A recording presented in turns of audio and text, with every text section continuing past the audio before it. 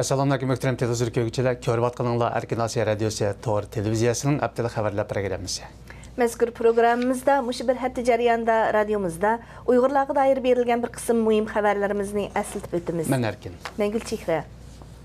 Dünya Uyghur Qurultayı Raisi Rabia Qadri xonim Xitoyning Uyg'ur elida 181 terrorlik delosini baş qilganligi haqidagi xabarga inkas bildirdi.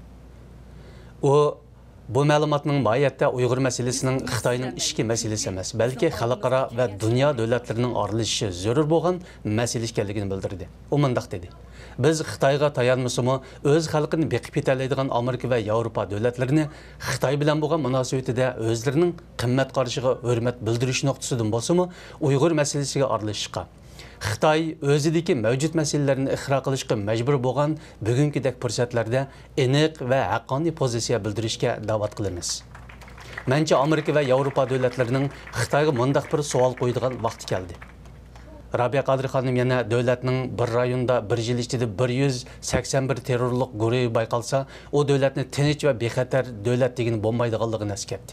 O mundaq dedi: "Agar reallik shundaq bo'lsa, bu cho'ng xavf xatarning manbasi mayli dini, mayli siyosiy, mayli iqtisodiy bo'lsin, bu dunyoga oshkorlanishi kerak. Buning yolg'iz Xitoy emas, butun dunyo boshqa turishi kerak." Amerikada ko'zga ko'ringan musulmonlar Amerika Hayina instituti va fondi jamiyatining qurg'uvchisi hamda prezidenti Noman Alixan Uyg'urlar eg'ir bostirishlarga duchor bo'layotgan bo'lsa-mu, ammo ularning e'tiqodini saqlab qola oladiganligiga qat'iy ishonganligini bildirdi. U bu so'zlarni 23-may Baltimore shahrida o'tkazilgan Shimoliy Amerika Islom Chambirkining 40-navbatlik yillik yig'ilishi jarayonida radiomizga bildirdi. U mundaq dedi: "Bilamsiz, Uyg'urlar tarixda shundaq diniy bostirishlarga uchraganda oilasida islomni o'rgatishni to'xtatmay, iymon e'tiqodini chin saqlab, o'z kimligini qutqizib qolgan.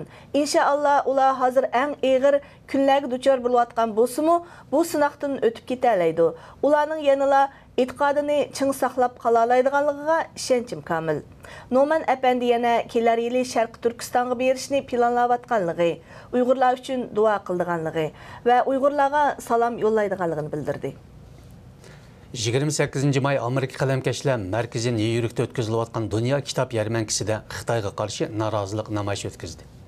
Va Amerika kitob yarmankasining Xitoyga sharaf me'monlik o'rni berib, uningdagi mavjud cheklamalarni diqqatga olmaganligiga norozilik bildirdi. Namoyishchilar Uyg'ur o'qituvchi ziyoli Ilhom To'xti, Nobel tinchlik mukofoti sohibi Liu Xiaobo qatorliqlarning rasmlarini ko'tarib, bu kishilarni qo'yib berishni, boshqa yozuvchilarga cheklama qo'yishni to'xtatib, ularning erkin fikr qilishi yo'l qo'yishini talab qildi. Amerika qalamkashlar markazining ilgari surishicha, yarmanka Xitoy adabiyotiga alohida iltifot ko'rsatgan bo'lsa-mu, lekin u 44 nafar yozuvchi va jurnalistning Xitoy turmusida yetayotganligi, nurg'un yozuvchi jurnalistlarning parakandichilik tahdidga uchrab, ba'zilarining surgunda yashayotganligidek reallikni nazardan saqit qilgan. Xalqaro kechirim tashkilotining Kanada turishliq a'zolari Xitoy turmusida yetayotgan Kanada fuqarosi Husayn Jilil uchun maktub yozish faoliyati uyushtirgan. Niagara xabarlari to'rining aytishicha, maktub yozish faoliyatida Husayn Jilil davosiga mas'ul bo'lgan Wif Rolit so'z qilgan.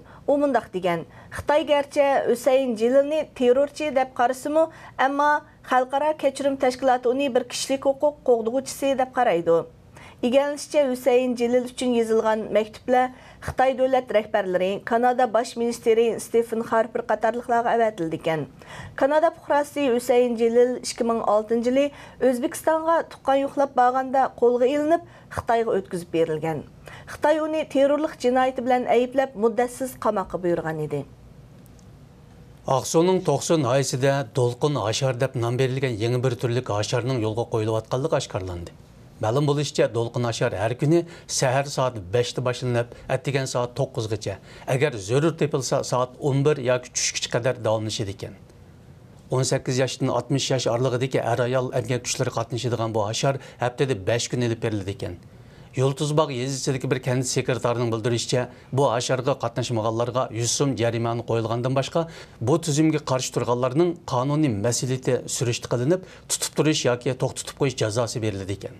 Xalqaro qonunda o'tgan asrning oldingi 20-dila amaldan qoldirilib bo'lgan asharning Uyg'ur yezillarida har xil nom va shakllarda hali ham davomlashayotganligi ma'lum bo'ldi. 15 may Xotan nahisinin Layqa yez mərkəzdə bir Xitay əməldarı piçaqlab öldürülgən. Ziyaretimizni qəbul qılğan Layqa yez saqçıları Ölgüçünün Layqa yezisinin muavin başlığı Wang Family Xitay ikənligini dəlillədi. Məlum buluşca şu günü düşdən keyin saat 5-dən aşqanda Wang tamaq yeyiş üçün ketivatqanda 20 yaşla Öpçörüstiki Qiyim abla isimlik bir Uyğur yaş piçaq bilan onun hücum qilgan. Nəticədə Wang naq meydanda ölgən. Hücumçı qeçib ketgan bolsa-mı, amma şu günü kech saat 12 ətrafında tutulgan. Halbuki saqçılar vaqənin təfsilatı və hücumның məqsədi haqqında məlumat berishni rədd qildi. Möhtərəm televizor görgüçülər, yuqorida Erkin Asiya Radiosu Tor televiziyasının haftalık xəbərlər proqramısını gördüңlər. Kelər həftə görüşəylik. Aman bolаңlar, xeyir xoş.